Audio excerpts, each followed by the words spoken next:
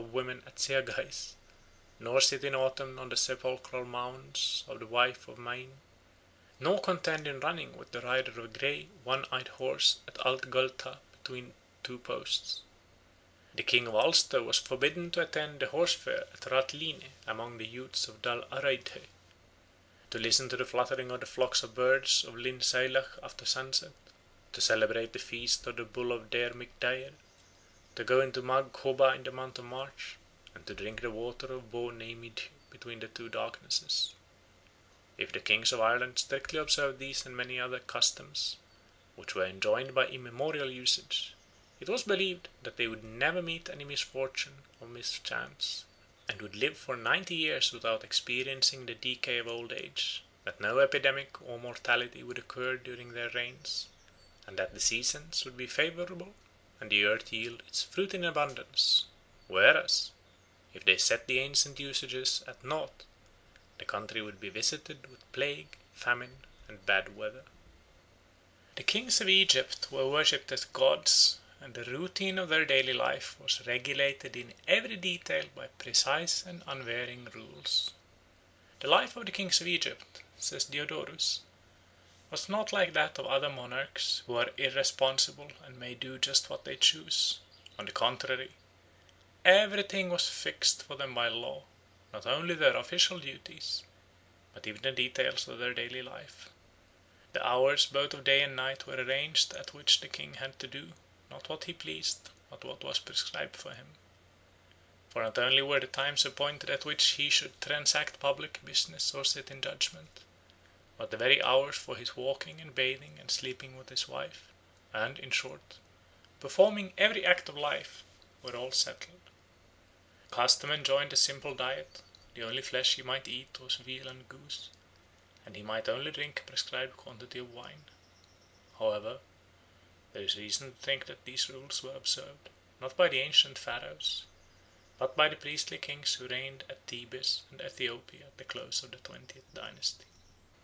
On the taboos imposed on priests, we may see a striking example in the rules of life prescribed for the Flamen Dialis at Rome, who has been interpreted as a living image of Jupiter, or a human embodiment of the sky spirit. They were such as the following. The Flamen Dialis might not ride or even touch a horse, nor see an army under arms, nor wear a ring which was not broken, nor have a knot on any part of his garment. No fire except the sacred fire might be taken out of his house.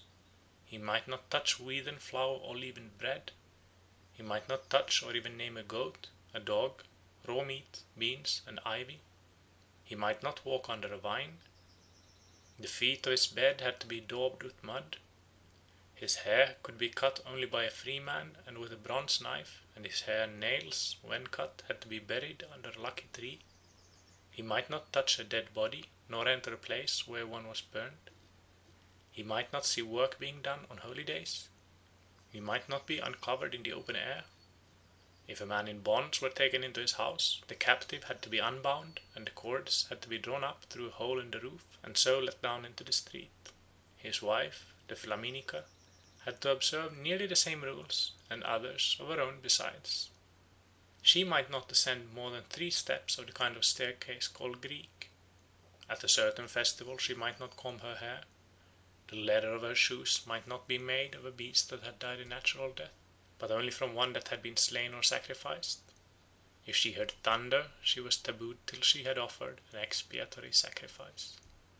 Among the Grebo people of Sierra Leone, there is a pontiff who bears the title of Bodia, and has been compared, on somewhat slender grounds, to the high priest of the Jews. He is appointed in accordance with the behest of an oracle. At an elaborate ceremony of installation, he is anointed, a ring is put on his ankle as a badge of office, and the doorposts of his house are sprinkled with the blood of a sacrificed goat. He has charge of public talismans and idols, which he feeds with rice and oil every new moon, and he sacrifices on behalf of the town to the dead and to demons. Nominally his power is very great, but in practice it is very limited, for he dare not defy public opinion, and he is held responsible, even with his life, for any adversity that befalls the country. It is expected of him that he should cause the earth to bring forth abundantly, the people to be healthy, war to be driven far away, and witchcraft to be kept in abeyance. His life is trammelled by the observance of certain restrictions or taboos. Thus he may not sleep in any house but his own official residence, which is called the anointed house, with reference to the ceremony of anointing him at inauguration. He may not drink water on the highway. He may not eat while a corpse is in the town, and he may not mourn for the dead. If he dies while in office, he must be buried at dead of night. Few may hear of his burial, and none may mourn for him when his death is made public. Should he have fallen a victim to the poison ordeal by drinking a decoction of sassy wood, as it is called, he must be buried under a running stream of water. Among the Todas of southern India, the holy milkman, who acts as priest of the sacred dairy, is subject to a variety of irksome and burdensome restrictions during the whole time of his incumbency, which may last many years. Thus he must live at the sacred dairy and may never visit his home or any ordinary village. He must be celibate. If he is married, he must leave his wife. On no account may any ordinary person touch the holy milkman or the holy dairy. Such a touch would so defile his holiness that he would forfeit his office. It is only on 2 days a week, namely Mondays and Thursdays, that a mere layman may even approach the milkman. On other days, if he has any business with him, he must stand at a distance, some say a quarter of a mile, and shout his message across the intervening space. Further, the holy milkman never cuts his hair or pares his nails so long as he holds office.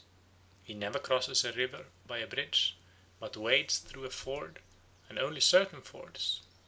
If a death occurs in his clan, he may not attend any of the funeral ceremonies, unless he first resigns his office and descends from the exalted rank of milkman to that of a mere common mortal.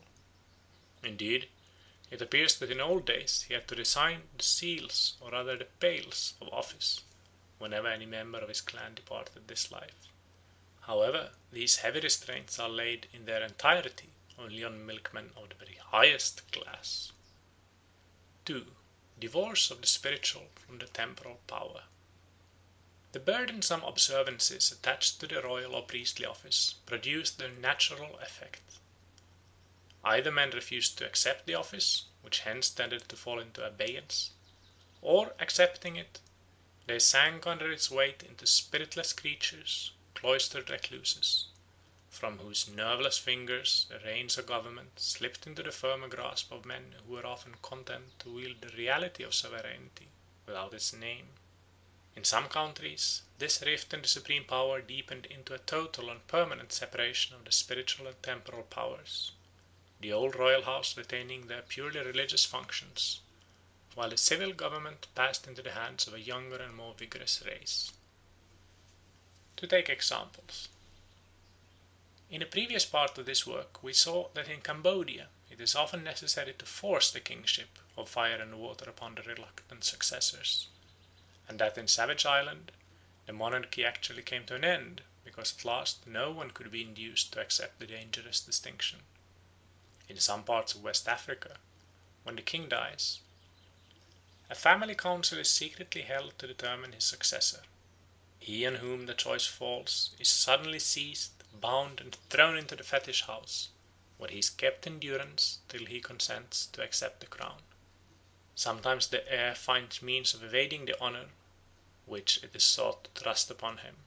A ferocious chief has been known to go about constantly armed, resolute to resist by force any attempt to set him on the throne.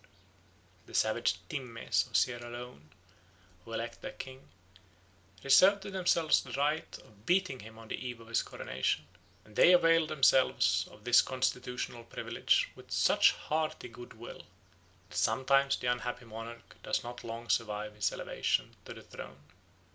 Hence, when the leading chiefs have a spite at a man and wish to rid themselves of him, they elect him king. Formerly, before a man was proclaimed king of Sierra Leone, it used to be the custom to load him with chains and thrash him. Then the fetters were knocked off, the kingly robe was placed on him, and he received in his hands the symbol of royal dignity, which was nothing but the axe of the executioner. It is not therefore